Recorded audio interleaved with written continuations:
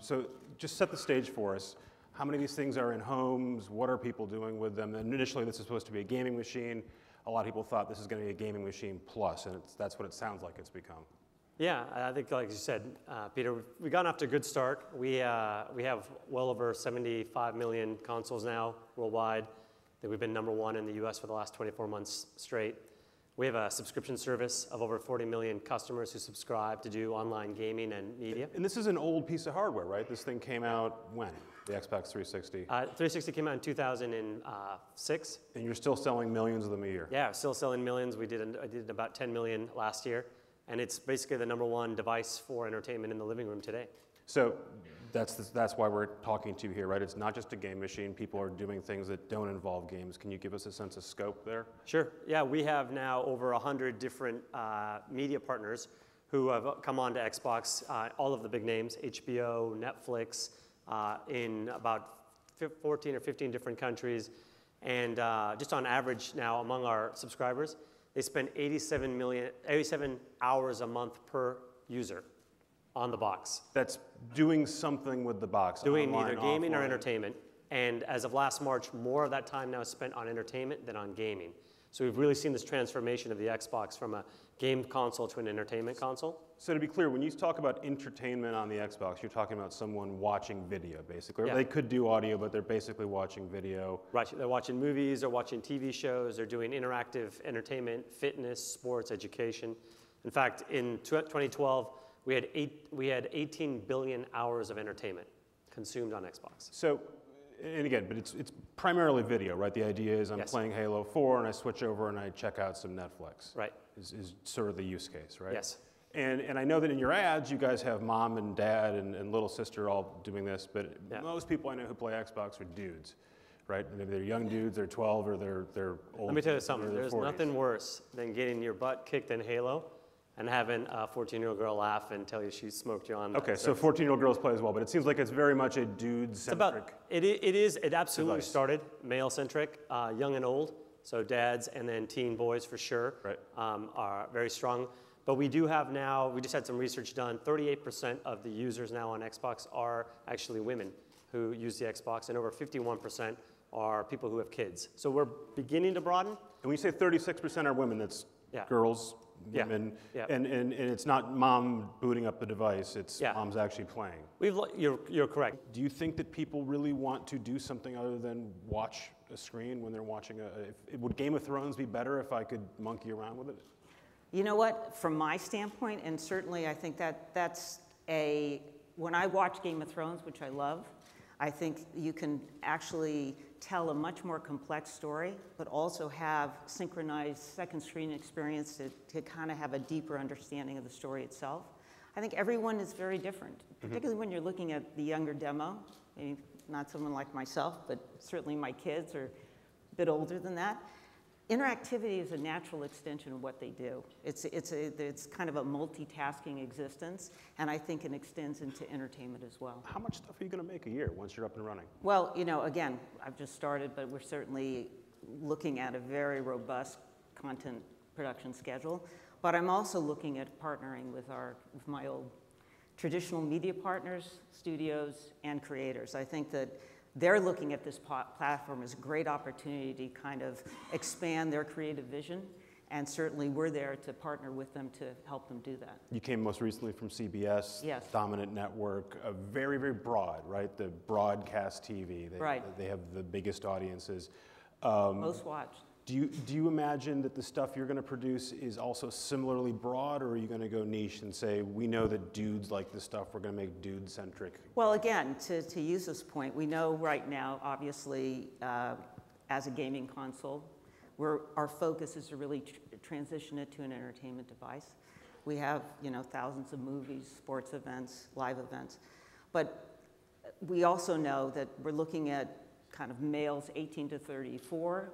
There's women as well. So the idea is to start and look, you know, focus on our core audience and kind of expand from there. So you're going to start with dudes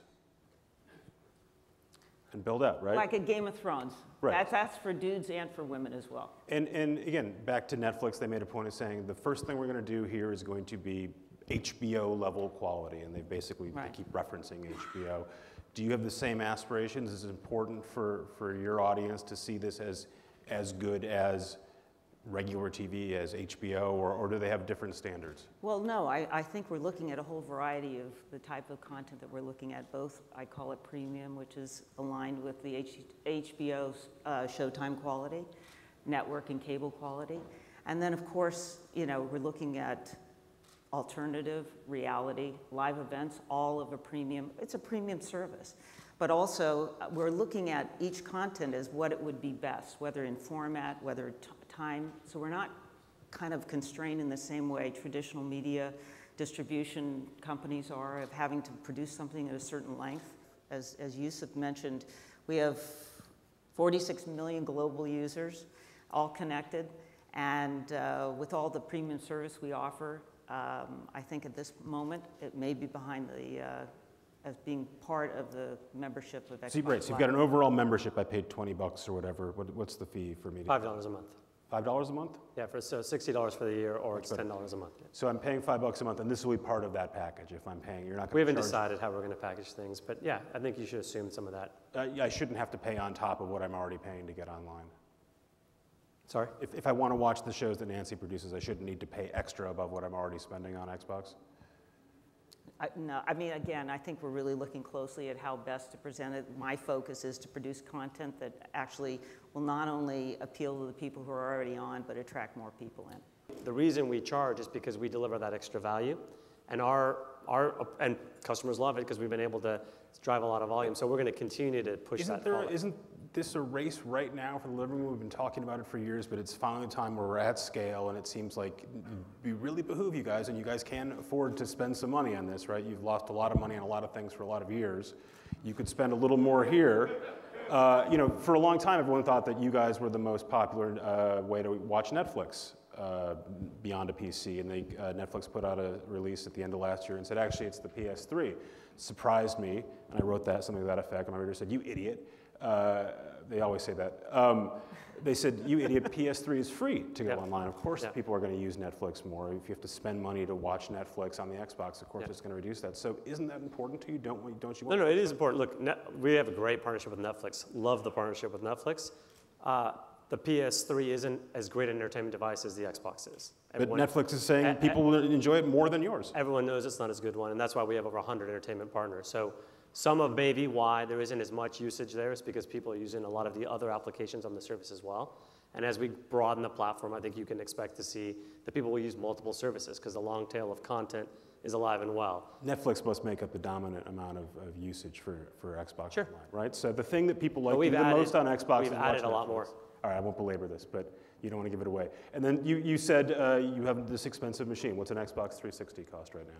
Well, you can actually sign up now for $99 if you sign up for 2 years of a subscription service. But a new one's going to come out sooner than later. We haven't formally announced it, but we should.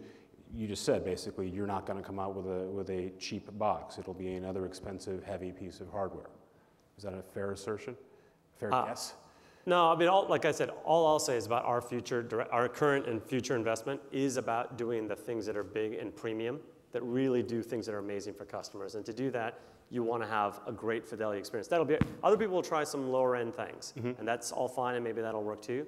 What we will do is we'll do the stuff that's just big and beautiful, has fantastic content, lets you voice control, lets you do interactivity, lets you do things you've never even dreamt before. You're going to sell ads. You've got a direct pipe to my home. You've got a billing relationship with me. Why not just go whole hog and just start selling me pay TV?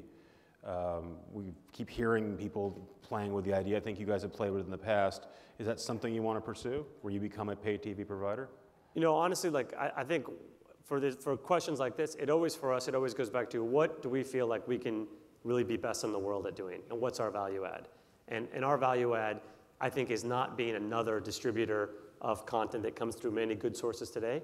It's about adding that level of interactivity and creativity and fidelity that makes it come alive. And that's where I think you'll see us spend our time. We'll be very partner friendly, so we will absolutely work with the MVPDs, with the broadcasters. I'd like to think that we will be the most friendly player in the industry in that space.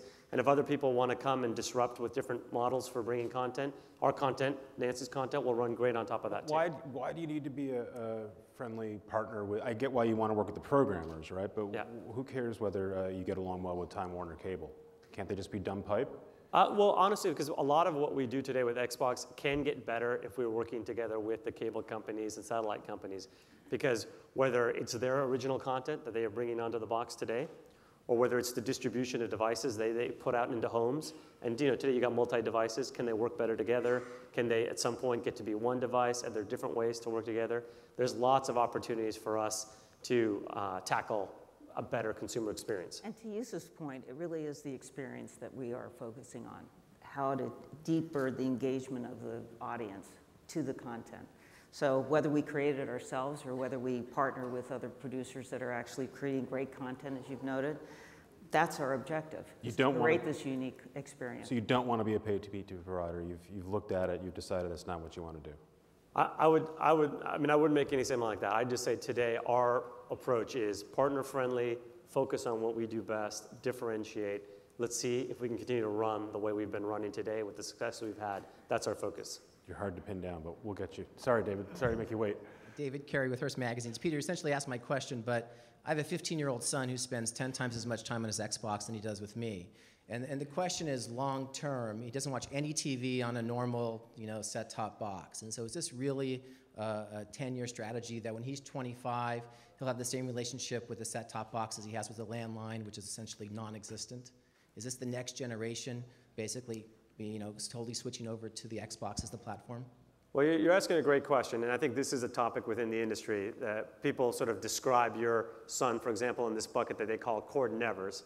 People who grow up who don't have a cable subscription, grow up with a data pipe and say, hey, I can get great content from Netflix or Hulu or Amazon, and do I need to go and work with a different service? Do I need to sign up for cable TV? It is a great question. You can ask people how big a scale. That's part of what I think our value proposition is with the MVPDs, is the ability to partner together to say, hey, rather than have those people go somewhere else, let's work together on the Xbox to have your content, to have all of your information on there so that people like your son can say, hey, this is a great way to get all the things I care about on one simple service. Can you give me some examples, either hypothetical or real, of how you plan to make content interactive? When I'm watching TV, checking Twitter is about as interactive as I get. I might not be the core Xbox user, but wondering as you create content, what kind of elements you're looking to implement. Well, I think one of the perfect examples are more live events. As you're looking at, this is more hypothetical because obviously we're not there yet, but certainly if you do a comedy show and then you can actually, from a transactional standpoint, know where the comedian's going to be performing, buy tickets, that's an example. From a kind of an award show, you can also, not just from a Twitter standpoint, but actually share it with your friends, actually experience it together. Though he or she may be on the other side of the United States or in a country, in Ireland or wherever, that's kind of the real-time experience that really is quite unique. We've already done on a joint venture with Sesame Street where, from children's programming, the kids can actually interact with the video itself and have a real interactive experience with, let's say, Grover, who's counting. So using that Connect technology as a starter, but also looking at all the other features that can be developed to really light up these events. Will you do stuff that's not interactive? If someone brings you Game of Thrones or House of Cards or Arrested Development or whatever, and it's just awesome, it's really good, and you want to produce it and you can afford it, will you just put that out and not add any interactivity to it? Well, I think what we'll look at, and clearly, as I said, we're certainly going to give the audience an option whether to look at it on a linear basis or certainly interact. And frankly, when you look at scripted, it really depends on the project itself. And as I said, the interactivity really has to be organic to the story itself. I really don't believe in just adding interactivity for interactivity's sake. But as Yusuf pointed out, just to have the ability to talk to your friends as you're watching, or the ability to actually understand, like Game of Thrones for me is I always get confused as to where they are. or what's the background of these characters. I think that there's some natural things that evolve out of it that can enhance the experience. Right. So instead of going to Wikipedia, I go to Voice control, voice search, all those things. Right.